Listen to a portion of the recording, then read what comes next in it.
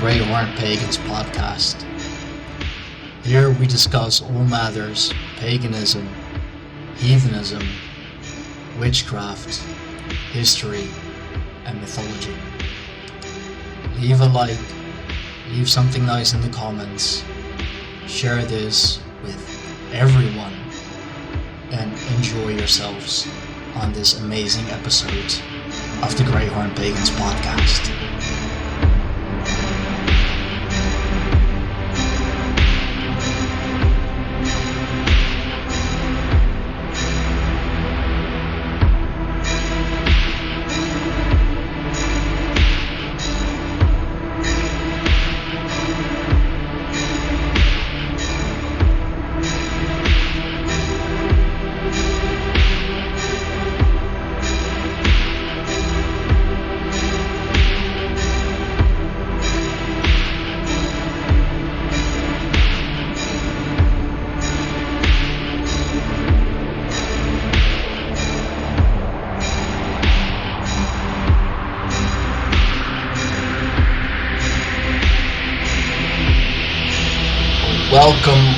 Welcome once again on the Greyhorn Pagans podcast. It is good to have you all here. It is good to have you all back. My guest for today, I don't really think he needs any introduction because if you watch pagan or history creators, you know who he is. Tom Rowsell from Survive the Jive. Tom, thank you so much for coming on. It's amazing to have you. You know, you're such a you're considered a really big creator and a very popular personality. So my pleasure to be here. Thanks for having me, Stone. Yeah, no, of course. Do I need to Survive the Jive or you like any introduction? Like people know who you are. Yeah, some people, just in case, some people might not. You never know. You can never assume what an audience knows. I've learned that. That's you always true. have to go over everything again every single time. So yeah, you are. What is your main field of study? Like, is it genealogy or linguistics? Like, you take on everything. My master's degree was in medieval history, focusing on literary sources for the Viking Age and Anglo-Saxon paganism within Old English literary sources. So that was a good 12, 13 years ago. And subsequently, I've become more interested in archaeogenetics and archaeology and looking at things deeper in the history of Europe, going way back to the Bronze Age and looking at the Iron Age and Bronze Age. But my main interest is Germanic paganism, but I look at it through the wider context of the Indo-European religions, because it is an Indo-European religion. So it doesn't make sense to look at it in isolation as if it didn't spring from that same well. Yeah, no, definitely. We were already kind of talking a bit about the just the differences in the Netherlands between the people, like especially Frisia and the south of the Netherlands. So I guess a very basic but very broad question would be, what does it mean to be European? Like especially like our neck of the woods, like Western Europe, Northwestern Europe. Is there such a hot debate about it now? Like your passport says you're European, and so many people will fight you over it if you say that. Well, passports can't be European because they have to be issued by a nation, not a continent. But yeah, I know what you mean. Like there's this kind of passport identity or documented identity. Within Britain, people can say they're British if they carry a British passport. And Britain, the idea of British identity is rooted in the 18th century and the Act of Union, where several Northwestern European nations combined to become one: Wales, Scotland, and England. And Ireland at the time was part of England, but now Northern Ireland remains part of the Union. The Republic of Ireland is not. But therefore, anyone, and then all these different nations with their ancient identities also shared in a new one called British, but which means a citizen of the United Kingdom. And now many of the incomers from across the world have come and they get these things and they say they're British. And many of the rich, powerful elites who control the country will affirm their assertion that they are British because they carry the necessary documents, and they would say that British is like the American identity, which also comes in the 18th century, based on an idea. You can argue with that, but even if you accept that British is an identity that is determined by a piece of paper, the ethnic identities of the preceding nations, that is Scottish, English, Welsh, those are still, you can't become English. And some people don't understand that. They say, well, I'm a British citizen, so I live in England, therefore I'm English. It's like, no, because you can't have a document that says you're English. There's no document that gives you English citizenship. There's no such thing as English citizenship, because England doesn't have its own state anymore. England is only a composite part of the United Kingdom. Therefore, to be English, one must be ethnically English. And to be ethnically English, one must belong to that ethnos in the traditional sense. And an ethnos is determined by a combination of cultural identity and ancestral inheritance. So one must be raised within the culture of that people and also descend from that people to belong to that ethnos. I suppose similar things can apply to other parts of Europe as well, where there are attempts to redefine nationhood and even state and statehood, but the different, even if you accept the new definitions of statehood, it can't change the fact that to be a German is not just to be a taxpayer within the German state. It is also to be of the Teutonic people of Central Europe. So it is a different thing. So that sometimes people don't understand the difference between statehood and ethnicity. Yeah. No, absolutely. And I know that here in the Netherlands, for example, we have a lot of immigrants from the Indonesian islands. You know, because they used to be part of the larger kingdom of the Netherlands, and many of those people have lived here in the Netherlands for generations. You know, like their generation. Their kids are growing up here, so they do consider themselves to be more Dutch than Indonesian because, they never lived in Indonesia. They know some of the culture perhaps from their parents and their grandparents, but they know no better than that they are Dutch, even though, let's say their skin color and their heritage says that they're Indonesian. I think that's, I think that's pretty nuanced. I mean, the Dutch people have always been more open, more accepting towards that. So my question is, if you are a third or fourth generation and you've never lived in could be considered the homeland of your ancestors, are you still Indonesian, or are you just fully Dutch, but with a darker skin tone, perhaps? Again, it's mixing up the ideas of statehood and ethnicity.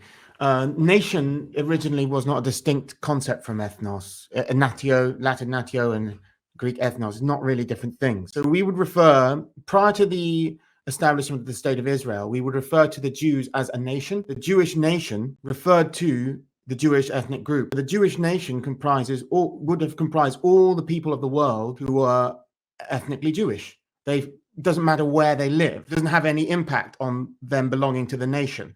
So the nation is not a nation state. Sometimes people understand only in the terms of the very recent idea of the nation state from the 18th century onwards. The Indonesians who don't live in Indonesia belong to the Indonesian nation, the Malays or whatever ethnic group they want to, that they're actually sub-ethnic groups within each island, of course, of the Indonesian archipelago. But they belong to the wider Indonesian nation, if you like, or Malay nation. It doesn't really matter how long they spend somewhere else.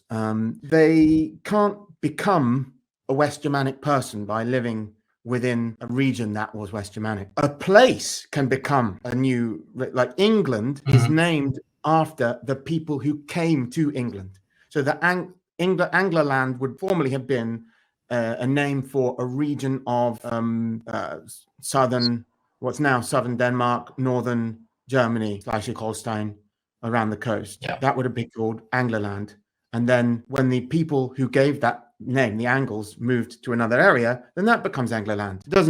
That's the idea that, the traditional idea is that the people give form the nation, not that the nation gives you an identity. You move to a land, is it the land that's bestowing an identity on the humans, or is it the humans that impose an identity on the land because of the nature of the people that live there? It's the latter. So this land is English because English people live here. If English people didn't live here, then it wouldn't be England.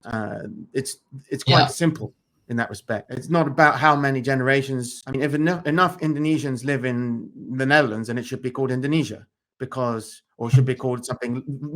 It should be named after the people who live there. So if you have enough of one ethnic group there, then that's named after. That's how, most nations are named. Although some nations also get named for geographical features like the weather, or like Greenland, Iceland, whatever.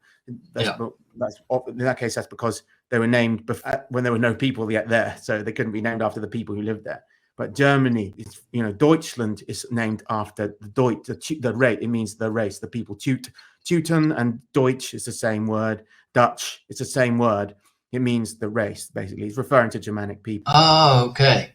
Oh, I am completely backwards, actually. Yeah, it's funny. Like you do see in the at least the larger cities, from what I know in the Netherlands and from where I've lived, they are like almost they're separate countries, because the families will move in together. So especially the like my old apartment, it was located in a part of the city where I was actually one of very few duchies, really. I've heard even people make jokes that like I haven't been on holiday in 5 years, but as soon as I step foot out of the door, I've been in 5 different countries because of all the people living there. So like you could almost say that it makes it a Turkish neighborhood or a Moroccan neighborhood because of all the people living there. Like it's sort of a country within a country, or a state within a state. That's interesting. It's happened before with the Roman Empire.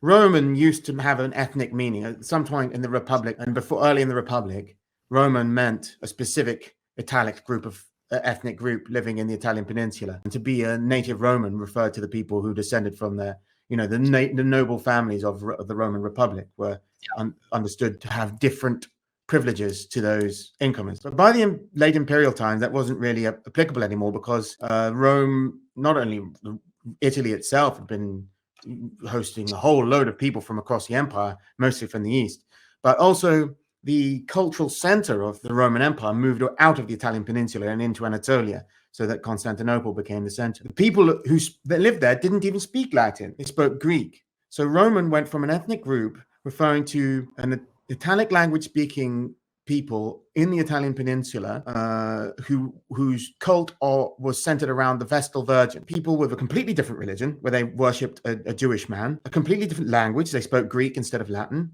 And they're a different bloodline. They're mostly Anatolians instead of Italians. So, but they called themselves Romani after the fall of the Western Empire. So they referred to themselves with that same, but it didn't, and it had some it was in a way an ethnic designation, because they referred to themselves as Romani in opposition to other ethnic groups to distinguish themselves. But they weren't Romans in the ethnic sense, actually. So it's like ethnic terms can be applied suddenly in a wider sense. Like I think American, that's what they're trying to do with American, it be like Roman, like it becomes a name that applies to anyone who is a subject of this empire, the American empire, same as like the Roman Empire. So instead, it's an imperial idea of enforcing an ideology around the world, like the Romans had, and the Romans used to say Rome is above the nations, meaning Rome is above the ethnic groups, like the ethnic states, like the Galli and the Germani and things like these on their borders. Rome is something more than that. It's not just a little tribal confederation. It's an imperial ideal. America is an imperial ideal. It no longer has any. It has very little attachment to the Anglo-Saxon people who founded the nation. It's going in a completely different direction, defining itself by ideology and not by ethnicity. So maybe European states want to copy the American model and become like Americans. But the problem is for them that there is an indigenous European population that will get in the way of that. So in order to reach this ideal, they have to deal with the natives somehow. Yeah, no, that's what I have what I've seen very much in America. I'm married to an American. It is indeed like very much an idea, and like I always make jokes that they never should have gained independence because look what you made of the country. It's only been like not even 300 years. And I do see that is why so many Americans especially feel disconnected. I mean, and at the same time, they're all crying like America is like for the Americans and the American They still people. want ethnic groups. They still want their ethnic groups. That's the problem. It's not like they accept an American identity in place of an ethnic group. They want to have an American statehood and then an overlaid ethnicity as a sort of cultural flavoring to distinguish them from their fellow Americans. So you have Italian Americans, Chinese Americans, whatever. That doesn't really. I don't think that's not sustainable. I don't think, because the one thing that will tear apart a state of that sort is ethnic division. So as long as there are ethnic divisions, that always remains a threat. The Romans kind of enforced a collective identity, which was first the state religion, state paganism, and then later becomes Christianity, to replace other ethnic identities. There are successful multicultural states that have other models, like in Singapore today. They allow they privilege the main ethnic groups that comprise the Singaporean nation. Malays, Chinese, Indians, to a lesser extent Tamil Indians, and they require that all those are celebrated. They have extremely strict laws preventing people from saying things that would cause ethnic, and they require the people, they don't have the freedom to choose where they live. They have to live in designated amounts of mixed heritage, mixed ancestry, mixed ethnic groups within housing areas, so that there are never ethnic enclaves. They don't want to allow ethnic enclaves to exist. So in order to maintain a multiracial state, multi-ethnic state, they have to have an extremely authoritarian regime to prevent people naturally doing what they're doing in America, for example, where they self-segregate into their ethnic communities, because that's what humans naturally do. They naturally want to live among their own people. So you see that happening in Europe as well. Is there a way that would work in Europe, or are we just too is it just too late for that? It's either I believe that the only things that can happen is, firstly, you impose a Singaporean model of authoritarian regime to enforce multiculturalism so that it can be sustained without breaking down into conflict. But the problem is, when we have ironically, the thing that our acceptance and tolerance of multiculturalism grew out of is this 18th century liberalism. But from that liberalism comes also an English demand for liberty. And you can't actually have an authoritarian regime while the populace expects liberty, because they won't accept it. So you have a problem in Britain and other countries like that derive from those British values. In fact, pretty much all the West has, to some extent, accepted some of those 18th century British extremist, liberal values. Because America is literally founded on those values. So that authoritarian regime would be very hard to impose in Britain and other countries, any country that has a similar desire for liberty. Alternatively, you have something else happen that might be like, without that, I think that you're going to have either a move towards repatriation, or you're going to have a move towards something where maybe segregation. I'm surprised you're asking me these kind of questions, because I thought it was a pagan podcast. I thought you were going to ask me about. Yeah, no, I mean it is. But we tackle many topics, and kind of the like nationalism and genetics. Like it is woven itself in the pagan community. Okay, so let's throw it on a pagan topic. I see that there is a very strong ethnocentric feeling in the pagan community. Like, if you want to be a European, you have to be European or of European descent, and bordering on racism often. Like, for example, people with African heritage or more southern heritage wanting to be a Germanic pagan, or feeling called to that path in any way legit, or is it more the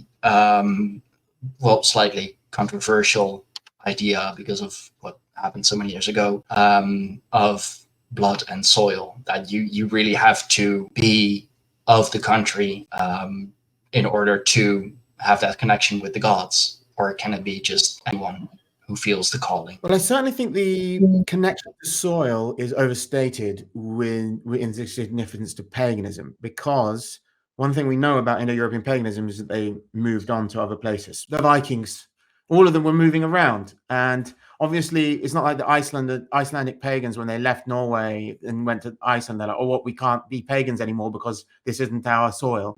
There's never been anyone never pagan said anything like that. So the soil thing is a bit overstated. The blood thing, that's obviously true, because the blood is repeatedly stated as having significance in Germanic pagan religion. We know it does. We know that it determined your ability to be a priest, because they had people, they had some kind of hereditary ideas of priesthood and king, and to be a king, to be an aristocrat, whether you were even a free man was determined by your bloodline. So, in most tribes, Tacitus says that some autocracies had free men could rise up higher than other Germanic kingdoms. But the general thing is that Germanic pagans, Germanic culture, aside from paganism, had a concern with bloodlines and heritage and ancestry. There's not race as such in the modern concept, but inheritance, bloodlines, ancestry, important in a political and cultural sense. Then specifically within the religious context, it's also important, because things like the Kynfylgja, the Hamingia of your clan, these are inherited with the blood. So there is a spiritual connection to the blood as well. There is a duty within Germanic paganism to honor your ancestors. So when we decide to practice Germanic paganism, we're accepting the fact that we have a duty to our ancestors who were heathen, and that heathenism is in fact a vocabulary for engaging with our ancestors in the way that we ought to, so that we can communicate with them in the other world and ease their passage and to rebirth, and also to preserve their glory. Because in Germanic heathenism, as in all Indo-European religions, a major concern for people was that they achieve glory after death. And that's why by the act of us singing the praises of our ancestors, our Germanic heathen ancestors, is a religious act. It is a pious act that we're expected to do. And we impose this on ourselves and on each other. You can't take that out of Germanic heathenism, because that's central to it. You can't say, oh, I find that problematic, so I'm going to remove it. There's no Germanic heathenry without that, because that's central to it. The whole religion is centered on communicating with the other world, which is the world of the dead, with the world of the ancestors. It's what Odin does himself several times, journeying to the underworld to communicate with the dead. This is, you cannot understand heathenry if you don't understand the link to the dead. It's a religion that links the living and the dead, and the dead specifically are linked through the blood. That's what keeps them alive. They live through us because we descend from them. And then also, that's not just in a genetic biological sense, a scientific materialist sense. We also inherit a spirit, a collective soul from those ancestors. Now, naturally, you can see that the facts of our religion lend themselves towards more of a right wing rather than a left wing perspective, because the left wing is essentially atheist, so it doesn't even want gods. And of course, there are theist leftists, but they're going against the essential core philosophies of the left, coming from people like Marx, who is an atheist, and many others. They are egalitarian, so they want to have to undo hierarchies. But heathenry enforces hierarchy and believes in divine hierarchy. Heathenry believes in inheritance and possession of property. These important things, like in the Ethel rune. The left would rather have, diminish the importance of that. The left, all the foundational values of the left are actually against heathenry. So I do understand that a lot of heathens now say they're left wing, but I think they're only saying that because they come from a cultural milieu where it is respectable and acceptable to hold left-wing values. But if you actually have a thorough understanding of the philosophy that's essential to heathenry, it isn't really reconcilable with any left-wing politics at all, because they come entirely out of materialist modern assumptions of the past 300 years or so. And they couldn't exist in the mind of the heathen of old. Whereas, although they will clearly and correctly say that modern ideas of racial science didn't exist in heathen times. That's true too. That's true. They didn't have ideas of racial purity in the way that the Nazis had, for example. They didn't understand those concepts, but they were racist in the modern definition of the word racist. For example, King Orgvold, I think he I believe it was King Orgvold, had children on, he begat two sons on a Siberian woman who came out dark and were referred to as hell-skinned. And that was a problem. Even though he was of noble birth, someone tried to exchange the child for a fair-skinned child they felt would be more fitting for the son of a king. It didn't work because even though the fair-skinned child of a son of a slave was physically the right phenotype of what they expect a king to be, because they had an idea not just of race, but of phenotype denoting status, so that blonde men are more fitting to be the leader than a dark-haired man, for example. But they ended up, it didn't work because they were able to determine that the blonde child was not the son of a king and that the dark children were the son of a king by other things besides phenotype, namely their character. Phenotype wasn't everything, and racial purity wasn't a concern, but it was sort of a concern. It's a bit complicated. Yeah, so no, they didn't. Those boys ended up being accepted as the sons of a king in the story that we have. Yeah. However legendary or real it is, it still reflects a cultural reality, even if it isn't a true story. It comes from that culture. It's a story that comes from the culture and reveals something about it. They didn't mix with all people. Germanic people sometimes mixed with other people. Sometimes they didn't. Sometimes they were very against it. In England, they mixed very quickly with the Britons and allowed them to practice their religion. The native Britons were not seen as an inferior race who couldn't be mixed with. That never happened. The Vikings of Norway and Iceland will all have significant DNA from the Picts and the Gaels, who perhaps they originally captured them as some of them as slaves, but probably because we can see everyone knows Iceland has a mixture of Gaelic blood and Norse blood. But more recent analysis has shown that it's not just a case of this Gaelic and Pictish, we could just say Northern British Isles ancestry. It doesn't just come from female slaves, it's also male mediated. Now, we can't realistically assume that an aristocratic Viking woman is going to allow herself to get pregnant from an Irish or Pictish slave.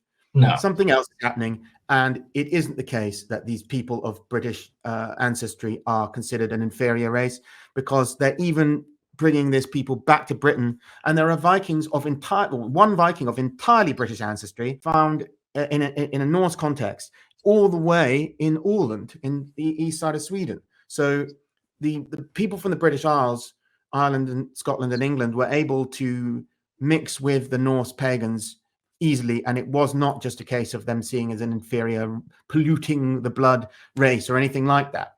So no, there wasn't the same idea of purity of blood at all that some right-wing groups might have today. But that is not to say that they weren't racist, because they did have extreme prejudice towards other cultures and used violence against them very, very regularly. And they also had what we would call racist ideas about hierarchy being determined by the way people look, by the phenotypes they had. So yes, in that sense, both the right and left have some points, but what they believed in the 10th or 9th century or whatever is not really, it doesn't really correspond to either typical left-wing or right-wing ideas of today. I mean, it's not really that surprising, or, even I consider it not even that bad to have a preference towards your own people, if you will. I mean, that's only natural. I mean, yeah, nowadays we call that racism and get heavily fined, if not imprisoned, for it. I know that especially in the UK, like, you can't even tweet about it anymore without the cops at your door like the next hour. But that's interesting that it was really that deeply rooted. It was not an idea of race as we understand it, with a racial categories, like the white race didn't exist in anyone's mind. But Europeans acknowledged and knew, even before any Germanic history is recorded, like in ancient Greeks, they're talking about the Europeans are fair people and the Africans are darker and the Indians are intermediate and this kind of thing. These concepts of categorizing people by complexion is not, as some people will have you believe, an invention of 18th century racial science. It's prehistoric. It goes back. It's a natural thing to do. Like, oh, look, those people over there have this color skin. These people over here have a different color skin. It's a natural and very easy assumption, sort of human behavior to do that. But they didn't consider, the Romans didn't necessarily consider themselves kin with the Germanic tribes just because they were European. You know what I mean? That idea of a European race didn't exist. The Germanics were an other to the Romans. The Germanic people didn't see the Romans as kin in any way. So that idea of a white European race certainly didn't exist in those days. But they were able to observe people in Europe had common physical characteristics that weren't shared with non-Europeans. And we know that because that's written down. So we also know that the Germanic heathens, for example, had different names for different types of foreigners. So sometimes people say Welsh is a Germanic word meaning foreigner. But if you look at the people who they use this term, whale in Old English, meaning, I'll say what it means in a minute. It's the Welsh is in Wales. Cornwall is also like the same thing, the wall in Cornwall. The Franks referred to the native Galli as Gauls, and that's because the W in wall becomes a G in French, so it would be wall, which means the same word as Welsh, whale. And the Walloons in the Netherlands, what do they have in common? Because someone would say that means Celtic foreigner, but they never called the Picts this. They never called the Gaels this, and they had a lot of contact with Picts and Gaels, and they never called them Wales or that or anything like cognate with that. So it doesn't mean Celtic. It means Romanized foreigner. It means a foreigner who has been subject of Rome. That's what all these regions were subjects of Rome. But they never call the Finns. They never call the Finns that. They never call any of the other the Northern Celtic peoples that. They don't call Finns that. They call the Sami and whatnot as they call them Finns, pretty much, or Laps or whatever. But they called the Native Americans, when they meet them, they call them Skraelings. So they have a new word for them. So they have like different words for different types of foreigner, and they use them. They distinguish in between different groups, and they have different attitudes and stereotypes. They're quite prejudiced towards Laps. Actually, I don't know whether people say Laps anymore. In England, we've always called them Laps for long until recently. But the Laps refer to the Sami and the Finns and people like that. The Siberian peoples of Scandinavia, basically, the Finno-Ugric peoples. The Laps were seen as like possessing special magical abilities and were recruited by Norse kings sometimes as Sæðkonur, like magicians, wizards, witches. They'd get a Lap witch to come and do some fortune telling or whatever, or do some shamanic. Their shamanic traditions from their shamanic religion were considered useful by Norse pagans. But at the same time, they were considered strange, other, and therefore evil. They didn't have a concept of good and evil like in the Christian Bible. They have a kind of arbitrary idea of evil, which is just that which is strange and different and not in our interests. So sometimes they would just treat the Laps extremely violently and cruelly. They certainly didn't see any need to treat people from other cultures with the same respect that the law of the Germanic culture required that they give to each other. So, for example, if you do something like kill another man, you have to pay a wergild. To rape a woman, you're in big trouble. But if it's a foreigner, if you kill a foreign man, there's not really any law about that, because law isn't like an idea of forcing an objective morality on reality. It's just law issues forth from the culture of the people and applies to the people. Anyone who's not of the people, they're not protected by the law, which is why if you're a criminal and you're exiled, it's legal to kill you. You're no longer within the law. The law doesn't apply to you anymore. Oh, okay. Oh, that's interesting, though. Like, especially with the Laps, like, still considered like foreign and evil. Yes. But if they have those magical abilities or shamanic abilities, then they actually might be useful. So more used as a tool, I guess. I mean, they're practical. Like, do they want something with a foreigner? They don't automatically kill every foreigner they encounter. No. They might be friendly with them. They just say, "Oh, here's a foreigner. What do you have to trade? What do you have of use?" They were pragmatic traders, merchants, but if they wanted to, they could kill any foreigner without any retribution from within their culture. They could do anything they want to a foreigner, enslave them, rape them, whatever. There's no laws about foreigner because there's no idea of an objective universal morality within that thing. So when people are trying to use it now, use the heathenism to apply to build a kind of universal morality from it, they're usually just imposing ideas of universal morality that they've got from other ideologies, be it Marxism, Christianity, whatever, liberalism, whatever. But they're not getting it from heathenry because they didn't have that in heathenry. They had the law. They had the law, and that was it, really. Okay, I mean that is something that we with the Greyhorn pagans, like, we do concern ourselves with, like, how can you be let's say a 21st century pagan? Is there even a way to do that? Is there a way to, let's say, revive the old ways, but be able to apply them to these times? Or is it just we have to invent or reinvent something completely new, like based on the old ideas? Well, I mean, heathenry is about honoring the gods. Yeah. Within a historical context, there was never a distinction between that which is the state and, the secular and the religious. The idea of the religion comes from, Christian Roman ideas, where you have a state and you have a religion, because the Roman state was originally integrated with the Roman religion. And then when you try to graft on a foreign religion, a Christianity, there's suddenly Caesar and the church as two separate things. And then we've taken that as Westerners all over the West, the idea of church and state as two separate things. They don't exist anywhere else in the world, and they don't exist in our history before then. They did not have that idea. So now when we exist in that paradigm, but we are wanting to honor the gods of our ancestors, we say that we have a religion, and we can say that we're heathens so that people understand what we do. But it isn't religion in the sense that that the other things are. It is we're trying to honor the gods. We're trying to make the gods happy with placating them, but we're also trying to get things from the gods in return. So we're asking things for the gods, and we're getting things for the gods. Those are the things that we could compartmentalize into what's now called religion or religious activity that existed within the ancient heathen world. There are other things within the ancient heathen world that we would say don't.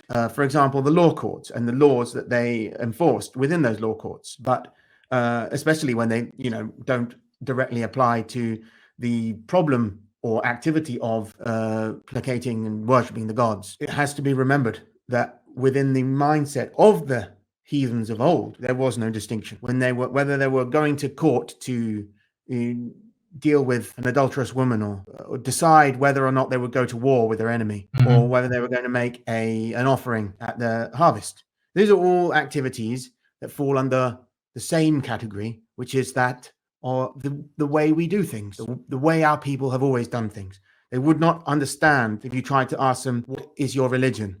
What things do you do are religious? They wouldn't have any idea what you're talking about. Okay, so the culture, the states, religion, like, they were all like one and the same. There really was no difference. Yeah, okay, that makes a lot of sense. And I know that like as you said, especially here in the West, we so desperately try to separate church and state, even though that's really not a thing. I know that in the United States, they proclaim that there is this this separation, but then again, like, all the quote unquote leaders over there all consider themselves to be Christian and live according to what they see are the rules and laws of the Bible.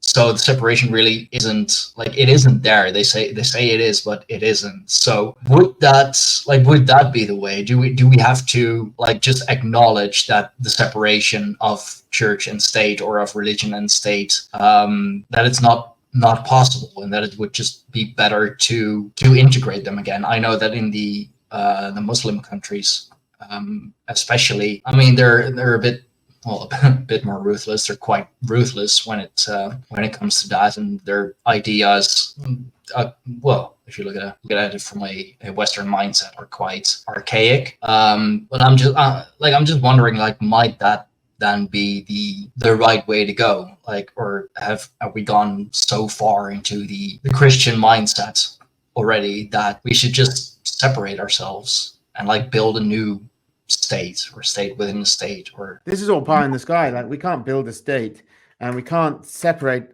We can't enforce our religion. We're not even a major minority religion in any country. We're extremely marginal religious group. We're not. There's no question of us making our religion the state religion. So no, we can't do any of those things. What does a heathen? As I say, what a heathen has to do is placate the gods in exchange for the boons that the gods have the ability to give, and the heathen must, maintain the festivals, honor their ancestors, provide offerings to their ancestors, teach their children how to do these things, preserve the myths. These are the things that we have to do. There's no question of statecraft or anything like that. It's completely. As for the Muslims have a vision of a Muslim state because there are Muslim countries, and Islam is a religion. It is a religion derived from Christianity. It is actually based on Christianity. They don't like to say it, but it is very clearly the Quran is a copy of the Bible. An Arabized form of Christianity that was, reoriented to be more palatable to the tribal Arabs of the Arabian Peninsula. It's a contrived invention, and it recognizes the existence of the Roman Christian tradition, which was the dominant force at that time in the Eastern Mediterranean, when it was where Christianity was. Like Muhammad went to Damascus, probably.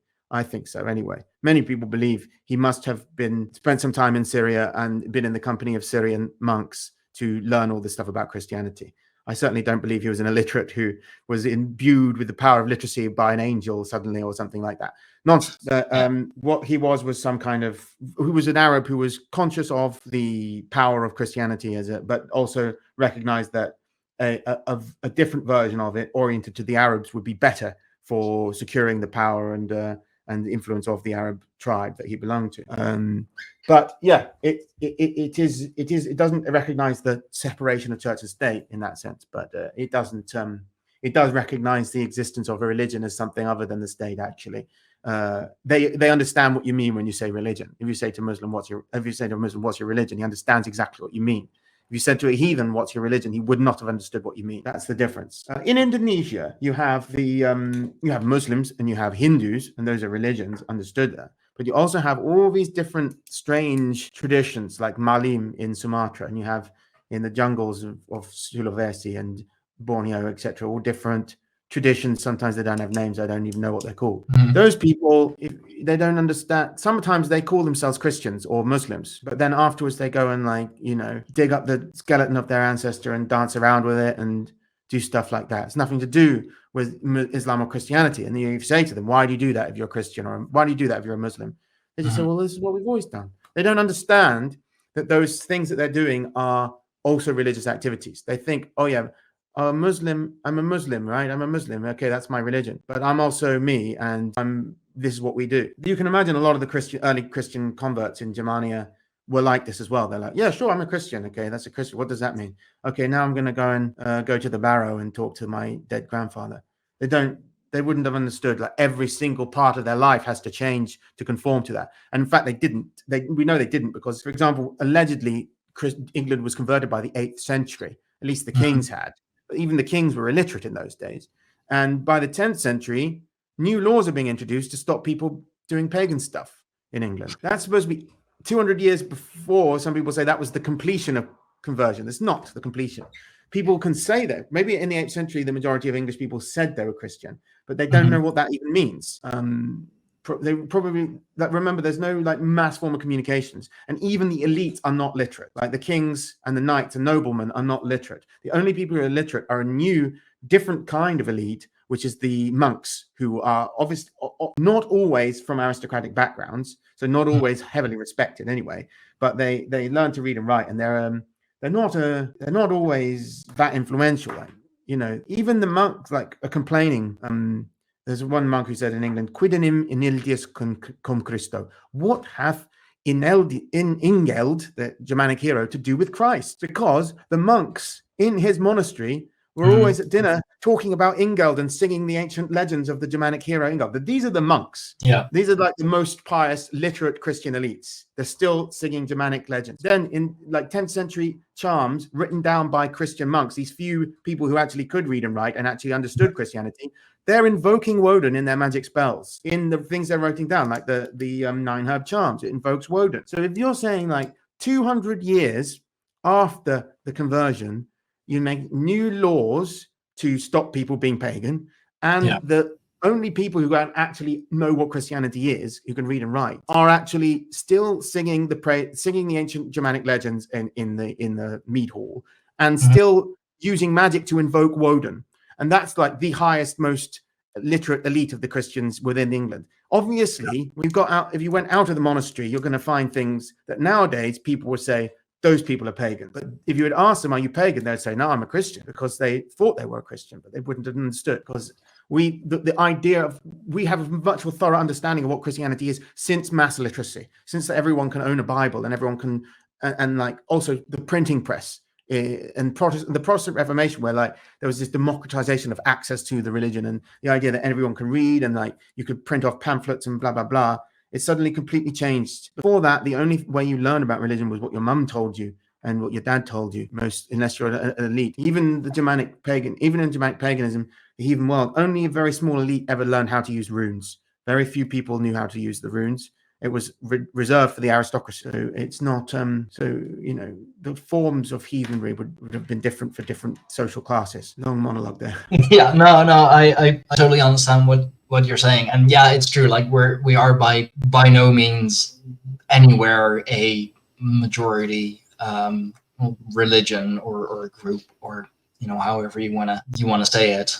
I know that there is a rise again in paganism, although what I often see is that it's just mostly the wannabe Vikings, like the weeaboo Vikings, who buy a rug at IKEA shaped the size of their head and just like go around yelling, to Valhalla and all that, yeah. Which is, I mean, it's fun to LARP, I guess, but then like don't go around and call yourselves a pagan or a heathen, because you're not. And well, I mean, yeah, I guess LARPing is still a way of invoking the spirit. But like from what you're telling me is that, well, or how I'm understanding it, is that we still don't have a good idea of what heathenism or Germanic paganism really is, or no, what. I'm not saying that. No, I'm not. That's not what I'm saying. What I'm saying is that I'm practically minded. If you're a heathen, I say focus on being on the things I said. Like if you're a heathen, you have heathens. People like who are heathen in the old days and now had a very practical reason to be heathen, because the gods have the power to answer your prayers. Yeah. That is the main thing. Heathenism is about, you ask for help and you get it from the gods, from the divine personalities, who it is possible, if you know how, to engage with the correct form of prayer and offering, to receive things that you wouldn't otherwise be able to get. That is what it's about. And that is always applicable. It doesn't matter what political, philosophical, historical developments occur. That's always there, unless you're an atheist. Well, then you're not a heathen anyway. But if you're an atheist, you say, if you believe, if you're a heathen, you believe in the gods, you believe that they can help you. It doesn't matter about the other things. Okay, there's no need to talk about establishing a heathen state. It's completely off the card. It's off the table at the moment. We're not carrying those cards. So what is possible? I can help people understand what heathenry is. So that's what I try and do. I put out videos to help people understand that. And I have a course called Starting Heathenry, which explains exactly how you can begin to practice heathenry properly, how to structure your own prayers, how to structure the blot, how to make a blot, when to blot, why you blot at the times you blot, to which gods you need to blot for which things, how to read the signs that the gods give you to tell whether you're doing things correctly or not. All these things you can learn for yourself for free on the internet, but you have to sift through so much rubbish that you're going to take a long time. And if you haven't got much time, and if you don't have any like background training in history or anything that you can determine which sources are reliable, you're much better off taking my course, Starting Heathenry. We do know how to practice heathenry. We do know. I don't know. I'm sorry I gave that impression. We know how to practice heathenry, and it's possible to do it and it works. All the people I know who practice it in this country, in other countries, who do it properly, they know it works. That's why they keep doing it. Once they start, they never stop, and they raise their families to do the same. The people who come in and out and stuff are, like you said, like the people who like to play fancy dress, and they're doing it for some other reason. They want to say, they want it as like a cultural attribute. They want to be like I said, like American identity. You know, they don't find being an American enough. They want to have like a cultural sign, and they want to have a religion that they can hold up equivalent to what other cultures have or something. I can sympathize with those needs they have, but that's not the reason to be a heathen. The reason to be a heathen is because you know that the gods can actually answer your prayers, and you want to know how to placate them properly, how to pray to them properly. That's what heathenry is. It's that simple. I guess I'm just thinking too big then, like too far ahead, perhaps, looking too far into the future and not enough into the now. Mostly because it's fun to fantasize about a possible future, but it does take away from the here and now. So the problem we have is a lot of heathens don't know how to do things, or they don't know what it is, or they, I've in the past I've often thought, how should we communicate ourselves to outsiders? And that's what a lot of heathens talk about, that, or they're worried about how we're perceived. But I realize that's not actually a major concern for us, because we're not trying to win a political battle as heathens. We're not trying to do PR like the Muslims and the Jews and other religious groups are, where they're very concerned with their political power. What the main thing is, I teach people how to get the power of the gods on their side, how to get the power of their ancestors on their side. Then they accumulate you can accumulate wealth, you can accumulate power if you ask the gods for it. They can give that to you. Then if people understand that, how the gods choose their favorites and things like that, it's a completely different thing because the other religions don't ask their gods for these things, because their gods don't have the power to deliver those things. Their gods can't answer their prayers. All they are is a sort of a deified form of philosophy. It's like a philosophy of life and morality, where they have a god. They give a god the sort of authority behind it, but their gods can't do anything. They can't even see them. They can't make them manifest in their idols or anything. It's not real like our religion is real. So the main thing, I think, is to focus on getting heathens to actually realize how to do the rites properly and to benefit from heathenry. I think that's because with Tribe, I have noticed that so many people are coming from this Christian background, and too many are still taking those core ideas with them into heathenism, like really focused on. And I'm guilty of that too. I used to be one of those before I started to read and watch creators like yourself, for example.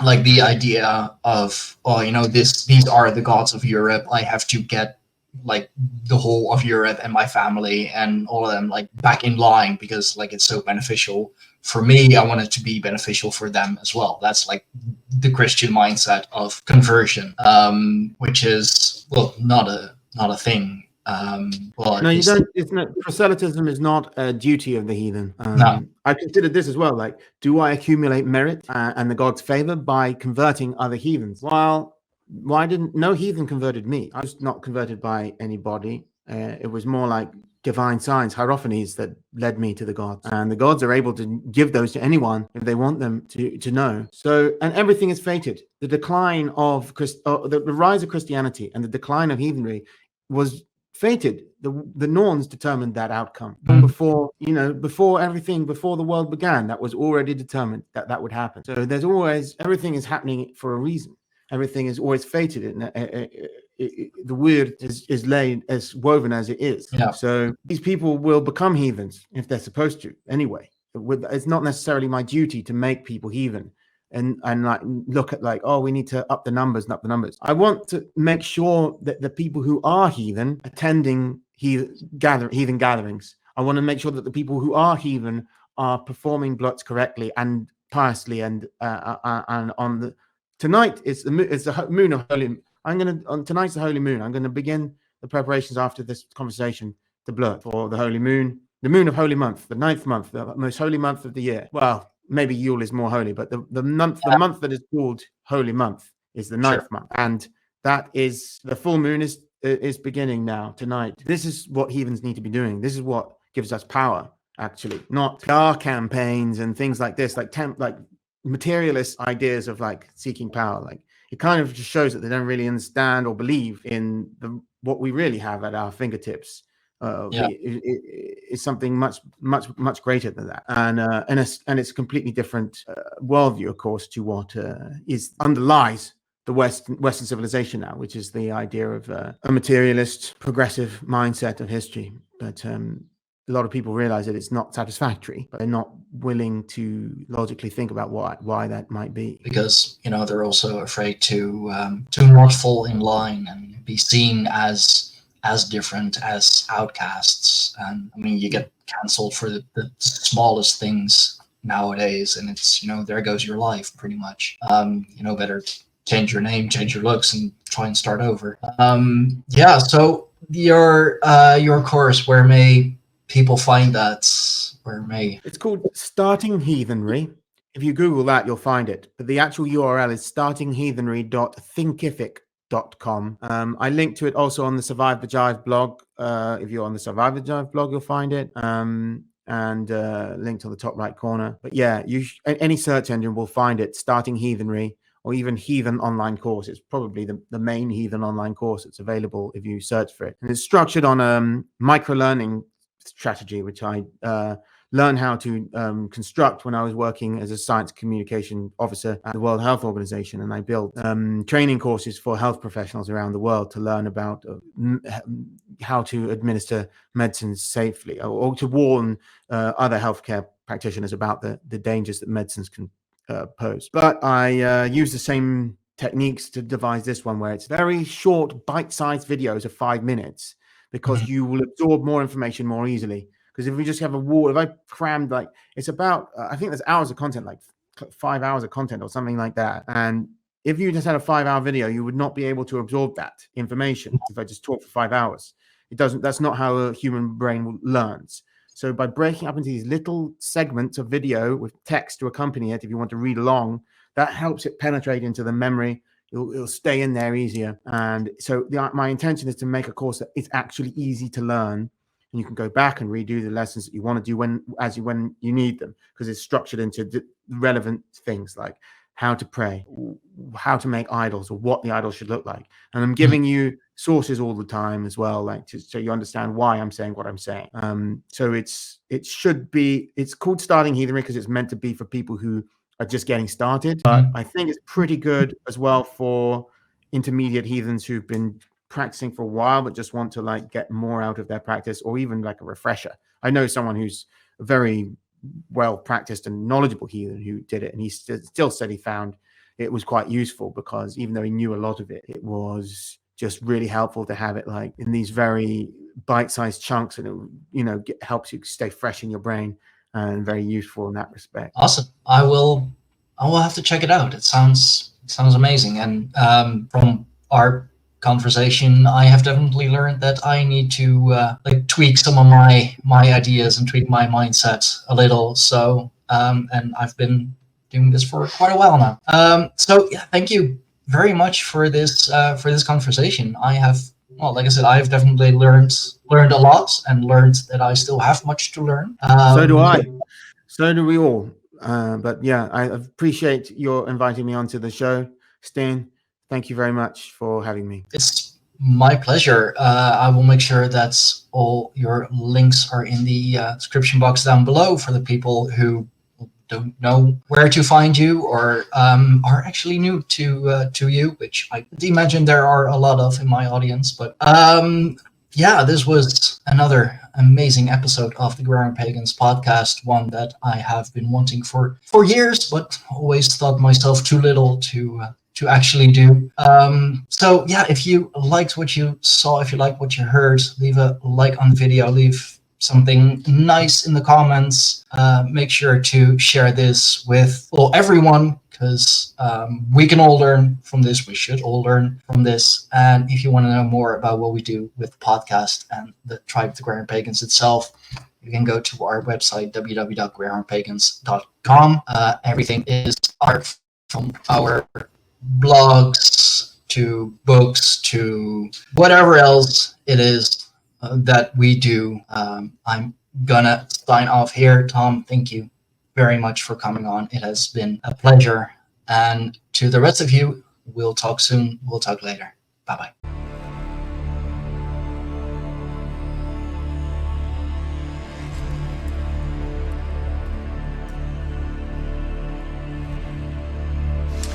This was yet another amazing episode of the Greyhorn Pagans podcast. We thank you all for watching. We thank you all for listening. Remember to like, share, subscribe, and hit that notification bell so you will be notified whenever we upload something new. Support us on Patreon for early access and for everything else that we do with the tribe, for everything else that we do with the podcast. Find us on www.greyhornpagans.com. For now, we thank you